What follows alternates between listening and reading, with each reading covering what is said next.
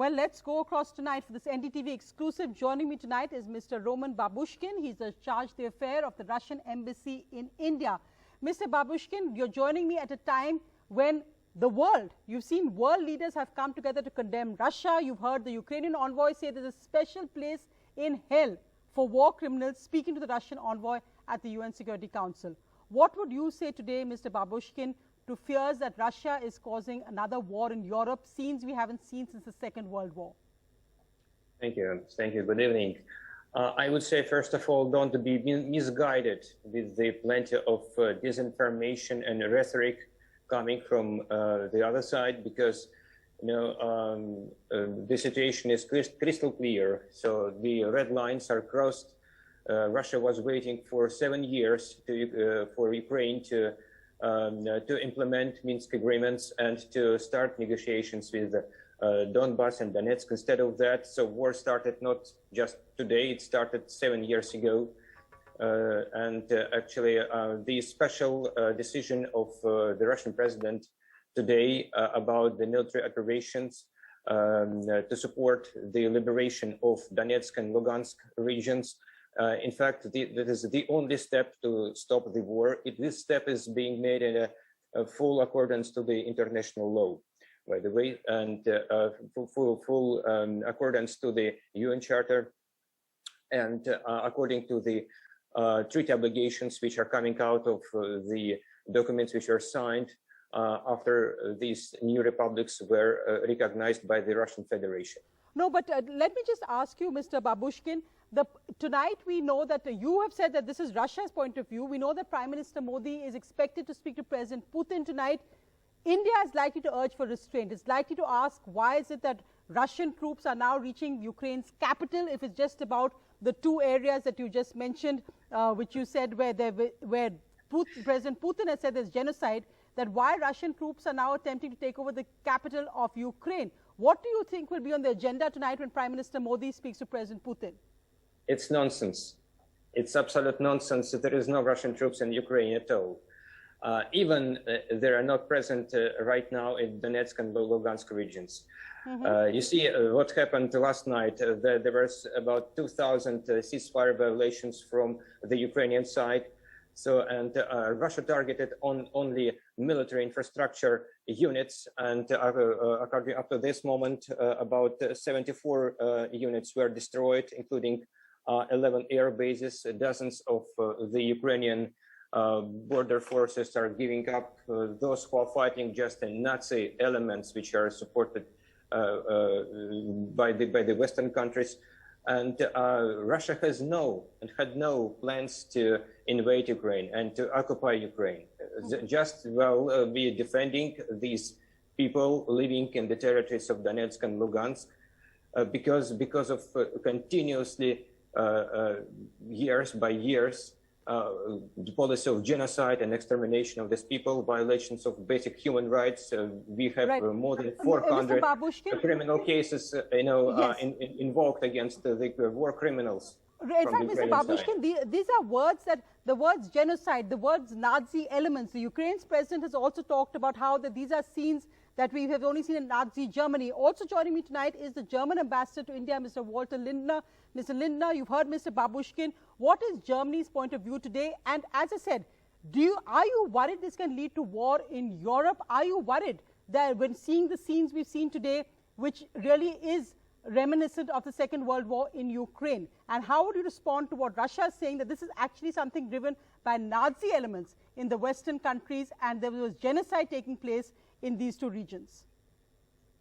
Listening to the Russian charge d'affaires makes me believe he comes from a different world, from the Mars or from the moon or something, because the reality on ground is something different.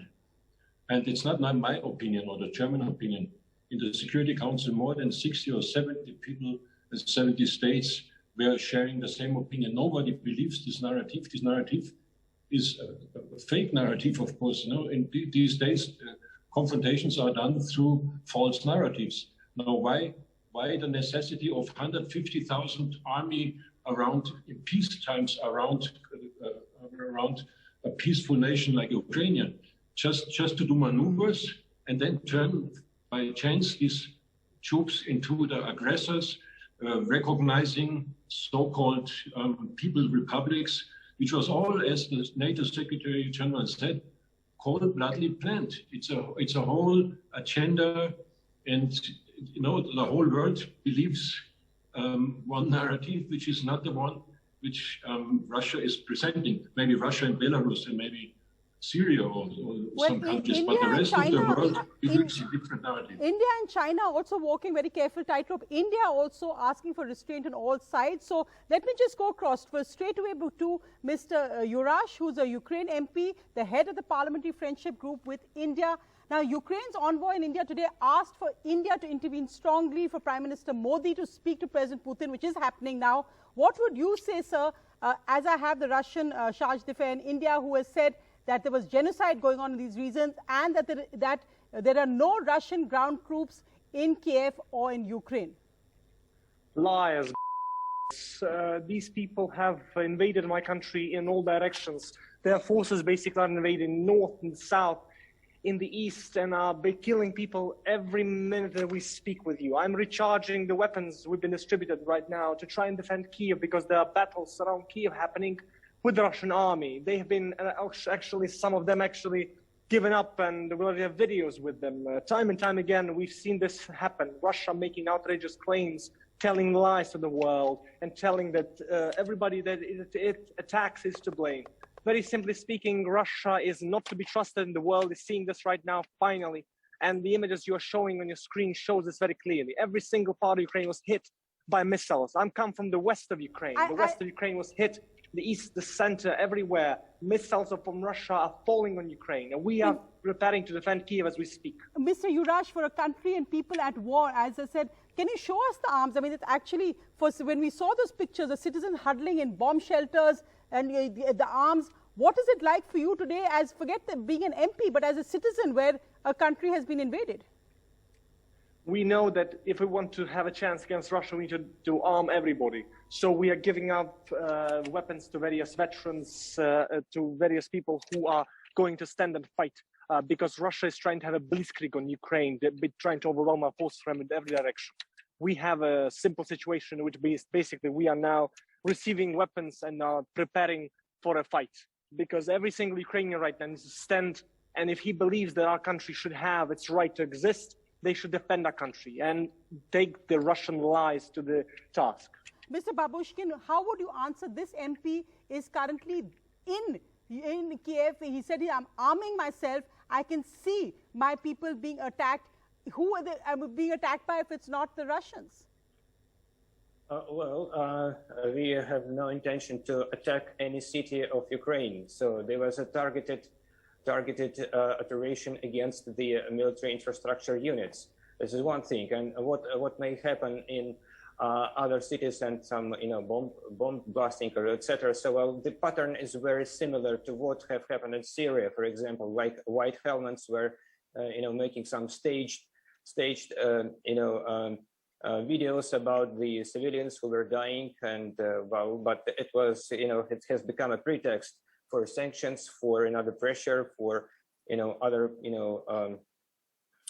blackmail about the situation, and to attract some more people to believe that it is true, but it's not true.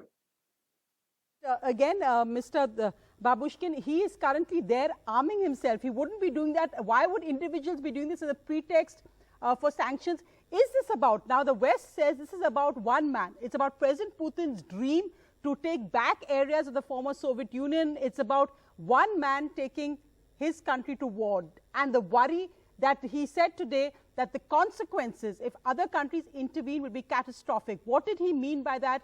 Will there be a second war in Europe, you think? Is that what President Putin is now looking at? Of course, this is, many have made the comparison again to Nazi Germany and Poland and what the rest of the world kept waiting and watching as Hitler went through Europe. So in fact, we were waiting for so many years and for these Minsk agreements to start being implemented. But in all these years, we were recognizing all this Donetsk and Lugansk Republic as part of Ukraine. So other examples of the post-Soviet history. You have to kill everyone This around is Ukraine for post-Soviet that? history, and including the recently developments in Kazakhstan show that Russia has no intention to violate Mr. Yurash, borders. yes, Mr. Yurash just wanted to make a point. Go ahead, Mr. Yurash, you wanted to respond? Your lying excellency, let me just tell you that when this is all done and dusted, this video shall be remembered by the future Russia that will emerge on the grave of Putin's regime, and you will be tried. You will be taken to task for every single word of those lies that you are telling the world right now. Very simply speaking, we are now prepared. I'm sitting now by the hotel which has the national journalists in Ukraine, CNN, Fox News, BBC, CBS. They see what's happening. They will tell the world what's happening. Your lies don't stand a chance. The world shall put you into your place. As you hear the bells ring from the central cathedral of Kiev, army Ukrainians, and telling them to be prepared because your forces are right now around Kiev. My friend leads a defense unit around Kiev, and he's fighting against your soldiers. He sees their badges, he sees their weapons, sees their insignia. You are invading my country and trying to destroy it. Stop telling lies and see yourself in the mirror for what you are, a liar. My dear friend, we are trying to save your country. You are trying to destroy my state and its ability to truly see the future for what we want to see it as a democratic, independent nation. Your state was destroyed by the Western-supported coup d'etat in 2014, anti-constitutional coup d'etat, which brought to the power those people who are promoting the ultra-nationalist, I'm going to let Mr. Yurash actually, as I said, this currently, as we're seeing, is a precursor. It's an invasion of a country. Now, whatever we put it as, we can see the scenes. As we said, the world journalists there who are not allied to either side, who is reporting what's happening. We can see explosions. Mr. Babushkin, thank you for coming on NDTV. Mr. Yurash, we wish you safety, and we wish every citizen, in whether it's in Russia or Ukraine today, safety. Thank you very much. And let's go across to Mr. Saeed Akbaruddin, who joins me, former ambassador and former India's permanent representative to the United Nations. In fact, Mr. Babushkin, if you can keep him on as well with Mr. Akbaruddin and Mr. Lindner. Mr. Akbaruddin, you're seeing what happened. There's unprecedented scenes of a Ukraine MP saying he's sitting and arming himself because the president has called for citizens, all citizens, to take up arms to defend their country. What is the truth, and what should India's stand be in this today? Prime Minister Modi and India emerging as major players who have aligned to both Russia and the rest of the world and Ukraine. First of all, Sonia, thank you for giving me an opportunity to engage with you and through you to the large number of NDTV viewers. That said, obviously, it's a day of disappointment. It's a very day of disturbing developments. And it's a very worrisome situation for everybody because we've seen a collapse of diplomacy. We've seen the outbreak of hostilities. And nobody would be happy with the situation that we are confronted with today. From an Indian perspective, we need to understand that the situation that we are confronted with is a difficult one. We have our nationals caught amidst the hostilities. We have strong ties. Mr. Lindner, if I can just go across to you right now, Mr. Lindner. When we saw NATO saying that we won't right now put troops into Ukraine, we've seen America calling for massive consequences. What are European countries, what is NATO's plan next? I have to come back to what has been said by the Russian Sviatoslav Yurash. You know, this propaganda machine is difficult to digest, I must say, because it was really a shameful day for Russia, a shameful day. And I think many Russians think the same. Russia is a great nation with great people, great history, and they don't deserve this kind of shameful day. The shameful day is an unprecedented military aggression against a peaceful neighbor. And the whole world is watching. So what UN Charter would justify this? You know, this is a ridiculous argument, justifying to move the borders, to violate the borders. What do we say? to the hundreds of border disputes around the globe. So should everyone know that the law of force should prevail against the force of law? Is that what we want, the right of the jungle, just because you have a few tanks there? This can't be the truth. And I'm sorry for Russia. This is not the way they should act. This is unacceptable. And I think many states, the whole majority in this world, see it as it is. And I think that's the clear truth. Yes. Mr. Akbaruddin, should India take sides now in this conflict? You've seen some opposition MPs saying that India must say what is unconscionable. India must say that sanctity borders of countries must be respected. Do you think India should take sides now in this conflict? So, Sonia, Indian diplomacy has been fairly consistent in its trajectory and its legacy. Given complex situations, we calibrate our approach. What we need to tell, we do it in a way which is different from public diplomacy postures. Look at the history of Indian responses across the board. In 1956 in Hungary, our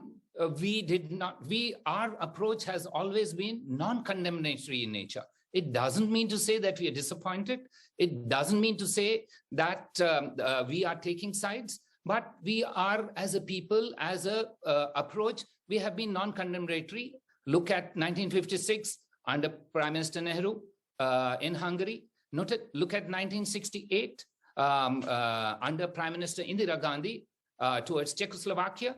Look at 1979 in Afghanistan. Look at 2008 in Georgia, South Ossetia, and look at 2014 in Crimea. So there is a consistency of our approach. How we need to address it, we will address it. That said, it's happened this morning. Before that, we were all calling for a peaceful settlement, and that was the drumbeat all around. Right. Since things have changed, there are discussions underway. Give time and space. India will communicate to all parties. We have good ties everywhere. So Absolutely. We will communicate in our way, in a traditional approach, what we think. And to think that India is in a happy situation is not correct, because nobody could be more worried than the Indian foreign policy establishment about things that are happening, because it changes the geopolitical equation for India in many ways.